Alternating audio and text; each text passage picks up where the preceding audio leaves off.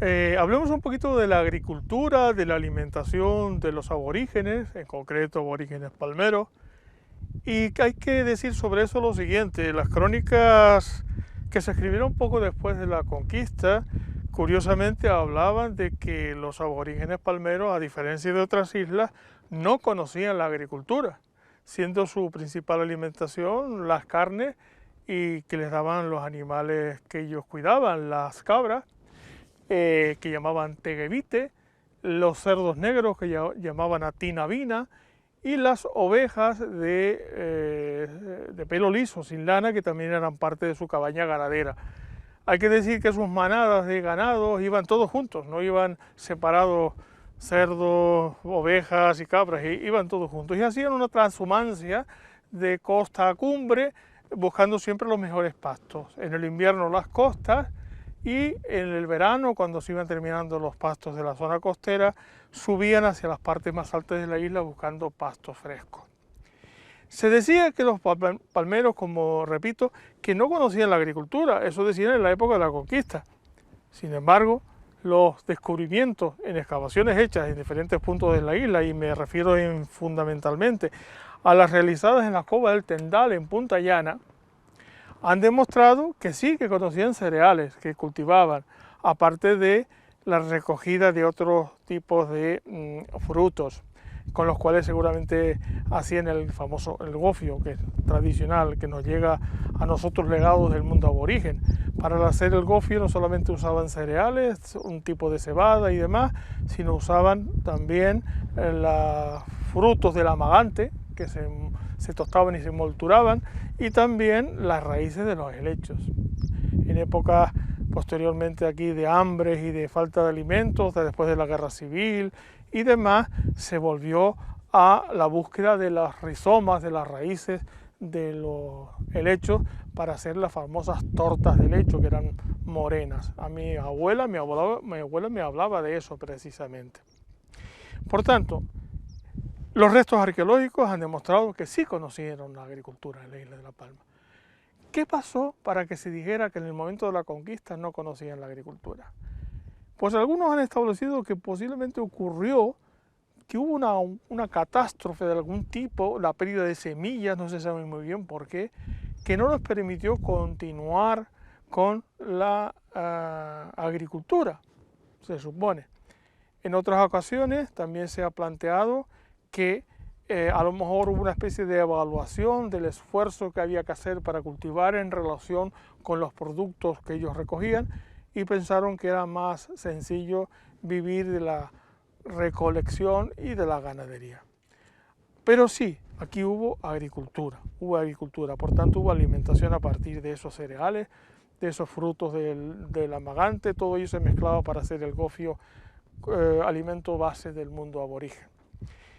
Evidentemente, si hablamos de una sociedad pastoril y al mismo tiempo agrícola, el conocimiento del tiempo es para ellos sumamente importante.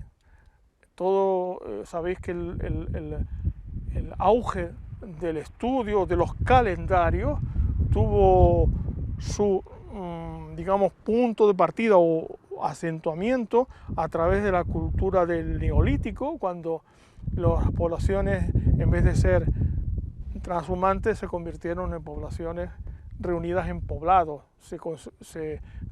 Se pasó de una actividad recolectora a una actividad agrícola, y para la agricultura el establecimiento de los momentos del año propicios para sembrar, propicios para recoger, era algo importante.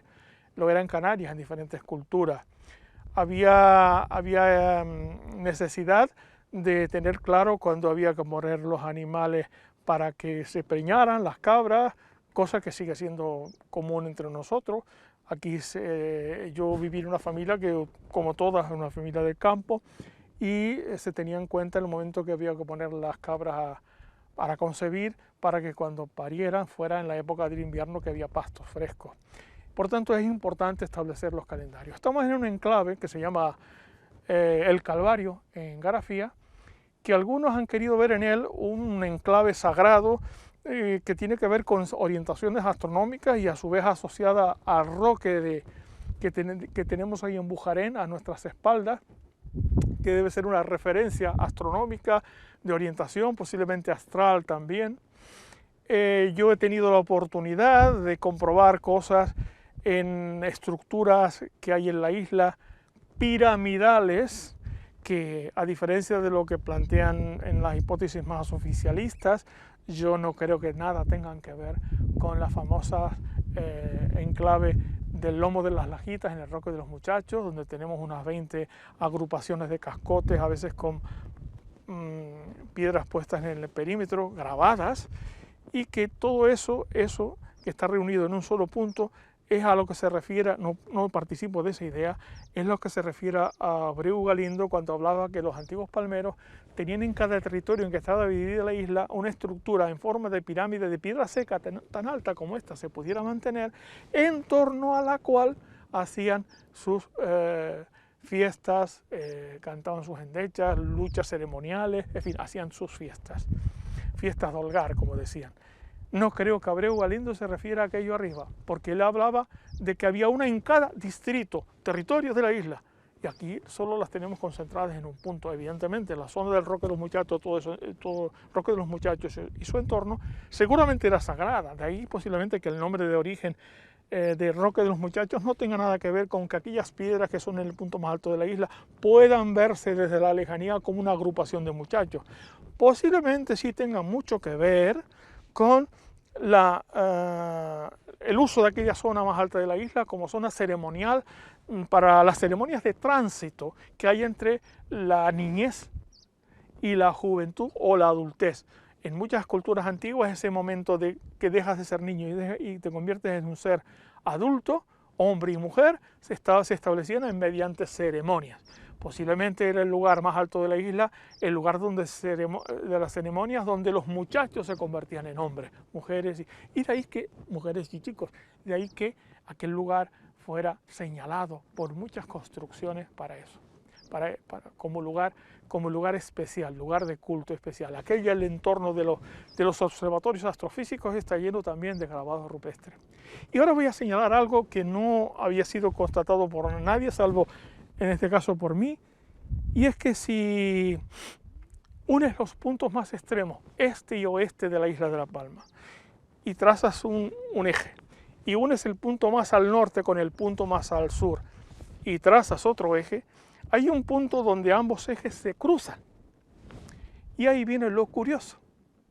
¿Sabéis dónde ambos ejes extremos de la isla de La Palma, norte, sur, este, oeste, se cruzan? Hay un punto. Ese punto es exactamente el Lomo de las Lajitas. Ese es el punto, casi si hubiera que establecer el corazón de la isla, en función de sus medidas más extremas, norte, sur, este, oeste, estaría señalado en el Lomo de las Lajitas. ¿Casualidad? Pues no lo creo que sea casualidad. Yo he tenido también la oportunidad, y en relación con esto del establecimiento de los calendarios solares, ellos se decía que se regían por meses lunares y por el sol también. Tenían culto como si fuera la representación de su dios, Aba, la luz, posiblemente venga de esa palabra, bereber. He tenido la oportunidad de confirmar que una de esas estructuras piramidales, la que se llama la pirámide de los Cancajos, a la que posiblemente hace referencia a ese dicho, ese pasaje de Abreu Galindo, en el solsticio de verano, como bien sabéis, es el momento del año donde hay más cantidad de luz solar, más horas solares. Yo he estado ahí antes de la amanecida y he podido verificar mediante fotografía cómo la salida del sol desde su punto más extremo, en el solsticio de verano, sale directamente en la dirección de la pared norte de la pirámide, perfectamente alineada con esa pared norte. Por tanto, como si hubiera sido esa pared orientada a ese punto de la salida del sol, en ese momento del año. Y en la medida en que el sol se va elevando sobre el horizonte, la escalera de acceso a la parte superior de esa estructura piramidal, que tiene una curva en ángulo, primero comienza en un sentido y luego se curva en otro ángulo, justo la escalera de acceso va mediante la sombra que se va formando, dividiendo la escalera a partir de ese cambio de sentido en dos mitades, una mitad iluminada y otra mitad en sombra. Estamos posiblemente en la presencia de un hecho con la luz que era para señalar el momento del año del solsticio, el día tan importante en el ciclo solar, que a su vez con el solsticio de invierno, en ese momento del año que nosotros conocemos como la Navidad, la noche del 24 de diciembre, ese día es el día donde hay mayor cantidad de oscuridad, de horas de noche. A partir del día siguiente, bueno, no exactamente del día siguiente. El solsticio es el 21 de diciembre, como también lo es el 21 de junio, en el del verano. Pero durante 3 días parece que el sol ya no se mueve. Por eso se habla de solsticio, sol estático. De ahí viene el término, porque parece que durante 3 días el sol no se mueve, pero ya a partir del tercer día, por eso en vez de parece que se mueve en una dirección o en otra. Por eso se dice que siempre se celebra la Navidad el 24, el nacimiento supuesto de Jesús, pero que sabemos que es un Dios, implica la idea de la celebración del nacimiento de los antiguos dioses solares, ante los cuales se solapó la historia de Jesús para atribuirse todos los simbolismos de los dioses solares. Es el símbolo en el caso del invierno, de que la luz comienza a ganarle a la oscuridad. Por tanto, todas esas fechas claves del ciclo solar eran para ellos muy importantes para sus tareas ganaderas y agrícolas, para establecer los momentos de la siembra, los momentos de la cosecha, los momentos en que iban a venir las lluvias, por tanto tenían que poner las semillas en la tierra. Es muy importante para ellos. Quiero recalcar que el establecimiento claro de esos momentos clave del ciclo solar cada año no era algo solo de los aborígenes canarios y palmeros, sino que eso estaba establecido como en gran parte del mundo, sobre todo en las comunidades, cuando ya he dicho antes, a partir del Neolítico, cuando se convirtieron de transhumancia a asentamientos, basados ya no tanto en la recolección de productos del campo, sino en el cultivo de sus propios alimentos. Para ello, para el cultivo, ahí se desarrollaron los calendarios, se desarrollaron ahí. En la Europa occidental hay monumentos megalíticos que tienen un pasillo o dólmenes a través del cual penetra la luz solar en ese día y marca al final del pasillo una roca con grabado, como es el caso de Gavrinis, en la Bretaña francesa. Es decir, hay una serie de construcciones megalíticas que están orientadas de cierta manera para señalar esos momentos clave del año. Aquí detrás de nosotros, a mi espalda, está el roque del puerto de Garafía, ahí en la zona de Bujarén. Por tanto, ese roque ya ha sido establecido por algunos arqueólogos como clave en este emplazamiento en el que estamos. Por tanto, este emplazamiento pudiera tener relación con ese roque, porque a lo mejor determinaba una cierta alineación astronómica importante para designar determinadas fechas del año. En esta roca vemos círculos concéntricos. Para muchos han querido ver en este símbolo de los círculos concéntricos representaciones solares.